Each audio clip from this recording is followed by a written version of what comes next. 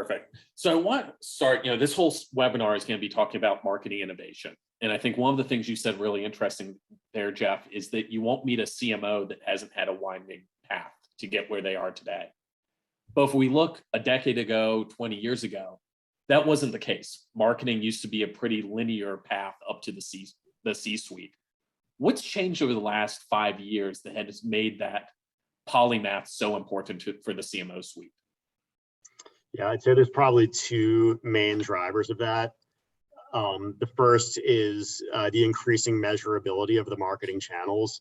I described a migration of media dollars from offline unaddressable channels to targeted online channels that leave digital breadcrumbs, if you will, that lend themselves to measurement and to immediate feedback loops that allow you to tweak the approach.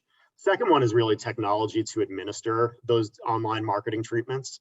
We all have heard the marketing acronyms, CRM, CDP, ESP, DSP, DMP, et cetera, but essentially they're all tools that serve as elements of a data plumbing system to collect customer or cookie level information and use the intelligence about that customer or cookie to provide a targeted creative execution offer and other forms of treatment. And so I think the interplay of data feedback loops and technology to deliver experiences based on those data feedback loops is probably the biggest driver of expansion. I'll sort of editorialize for one moment and say that as a discipline, we're probably at risk of overswinging the pendulum towards those new approaches. I frequently now come across what you sort of refer to as the CMOs on that nonlinear path, and they get the quantitative side of the operation, and they've got